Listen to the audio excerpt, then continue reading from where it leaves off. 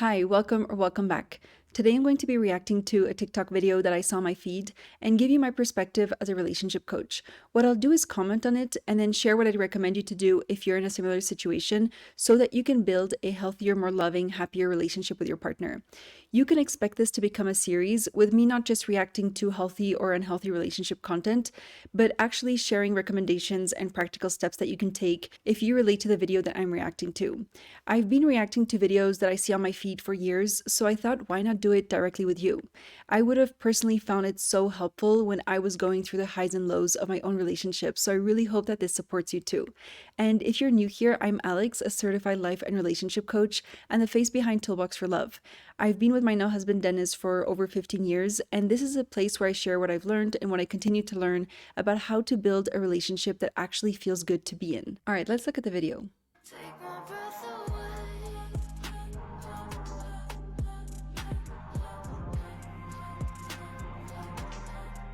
Take my breath away.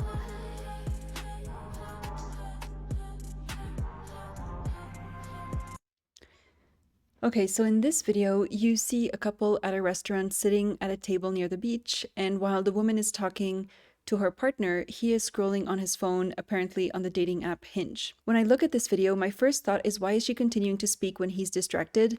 And then why is he on Hinge? I read some comments that did say that him being on Hinge is fake because his scrolling doesn't match the screen, and I'll address that in a minute. But if it were true, and just based on what I'm seeing here, I would be concerned with the woman's standards in the relationship. Having standards means that you know what you're willing or not willing to tolerate, and you communicate it. If you have low standards, you'll tolerate things that aren't healthy. For example, being with a partner who doesn't listen, who doesn't find it important enough to put their phone down and actively listen to you when you're speaking. Even if my partner has the habit of looking at their phone a lot when we're spending time together, to me that's a lack of respect, and it's not something I would be willing to put up with. It's something that I would want to address so that I don't build up resentment. When you are sharing something with your partner and they are not actively listening, that's a form of disconnection. You are doing something to connect and they are not responding. You might not notice it right away, but the more of these moments you have in a relationship, the more disconnected you will feel in the long run. A moment of disconnection is like a withdrawal at the bank. You can withdraw money here and there, but if you don't make enough deposits over time, meaning things that make you feel connected, make you feel heard, seen, appreciated, loved, you will eventually run out of cash to survive. We can blame the partner who's distracted here and talk all about him, but that's not what I'm interested in. Blaming isn't empowering. It doesn't get us anywhere because we're just so focused on the other person, and what the other person does is out of our control. We can argue that him being on his phone while she's talking is disrespectful, but she is also accepting that. So what I'm interested in is what she is doing about it. So what is in her control? Because that can influence their interactions a lot. We can't control our partner, but the way we show up, how we communicate, how we behave, all of that does have an influence on the other person and has an influence on our dynamics, meaning the way that we interact with each other. So here she could notice that he's distracted. She can decide that she doesn't want to talk in the void. She can then stop talking and ask if he has a minute to listen to her. Now, for that to happen, she needs to be aware enough of the situation and have enough of a healthy self-esteem that she's okay voicing that. If you don't want to start a fight, if you don't believe that you're worthy of their attention, if you don't want to upset your partner, you are contributing to the unhealthy cycle of them not listening. Recently, Dennis and I were at a neighbor's place for coffee, and when she asked us a question, we kind of both wanted to jump in and respond, and he went, "Oh, but go ahead first." Our neighbor was so surprised and went, "Oh my God, he is so respectful even after 15 years together." That is because we have built a culture of respect through the standards that we have set. We weren't good listeners from day one. In the past, we've cut each other off, but then had conversations about what was bothering us, what we're not okay with, how we want to communicate, so that we could build healthy habits and feel good in our relationship. It takes two to tango, but each person helps set the tone for how the relationship looks like. Your relationship is shaped by the standards that you set. A standard can, for example, be that when one of you is talking, the other person listens. And if it's not a good time, then you find a better time to be fully present. Another standard can be to never insult each other, even if a fight escalates.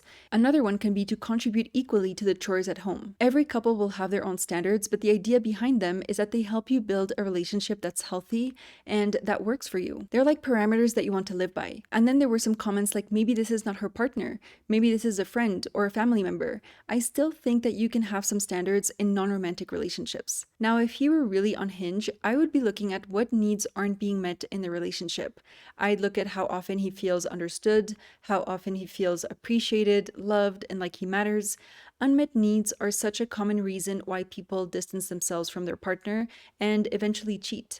There can be other reasons, but I'd first be curious about what's pushing him away from her. Okay, with all that said, maybe he's scrolling on Hinge and maybe he's not. It's true that his scrolling doesn't really match what you see on the screen if you really look at it, so this is such a good example of a video that we might see and not know what's really going on. Maybe they're chatting about something and he's scrolling through his phone for something related to the conversation.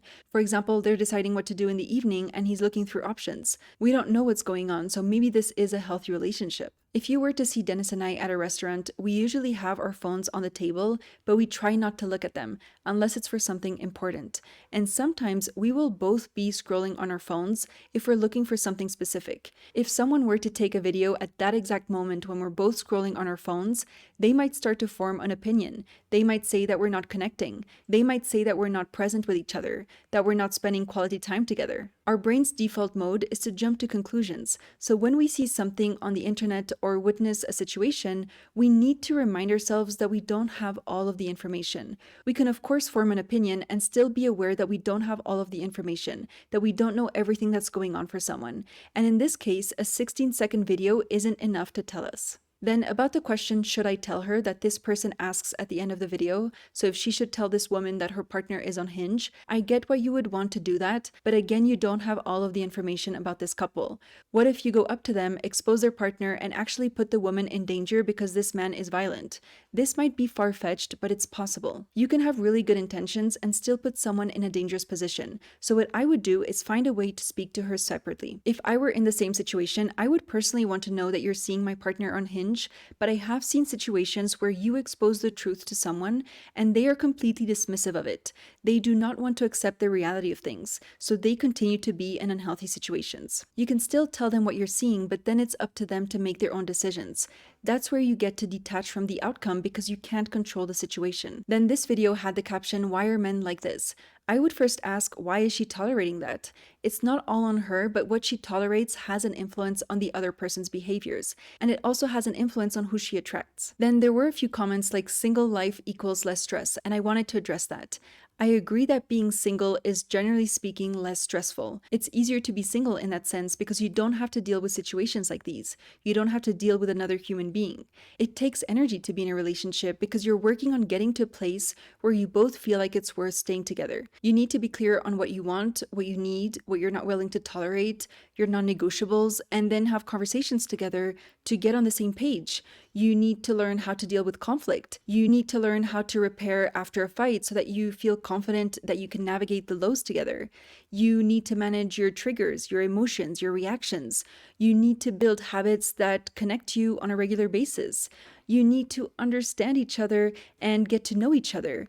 You need to make time for each other. You need to learn to be flexible from time to time and find agreements when you're not on the same page. And all of that does take energy. Although I get why someone would say that it's less stress and easier to be single, I have seen people end very healthy relationships because it felt more comfortable being alone and independent. In the short run, it does feel better, but in the long run, they have felt like something is lacking. I'm not saying that everyone has to be in a relationship, but we are designed to connect. We're not designed to be alone. So if you're single, you do want to look at if that's because you're choosing the comfort of not having to deal with certain situations over connection, and if that's what you truly want. And then there were so many comments like, this is a red flag and she should leave. Again, context matters. It's not that black or white. We don't know everything that's going on for them. We don't know if the situation is fake. We don't even know if this is a couple. And we don't know what they're talking about. But yes, if this were a couple and he were on Hinge while they're at a restaurant together and she's talking, then I would clearly pay attention to what's causing that and address that. Okay, so if you're ever in a situation where your partner isn't listening to you because they're distracted, you can go, hey honey, I'd love to chat about XYZ. Is it a good time? Or I'd love for us to be fully present with each other. Do you think we could put our phones down for a bit? You can also look at how often you might be on your phone or distracted when they share something with you. That way, you can start being more present, show the example, and walk the talk first. Before blaming your partner for something they're doing or not doing that's bothering you, I encourage you to look at how you're dealing with the situation first. If I voice a need, a standard, an expectation, and my partner isn't willing to make efforts or to have a conversation about how to make things work for both of us, that gives me a lot of answers. But if I don't voice what's important to me, I am contributing to the situation. All right, thank you so much for watching. Let me know in the comments what your thoughts on this video are or what you've learned from this, and subscribe to be notified for the next part of the series. As always, thank you so much for being here, and I'll see you in the next one.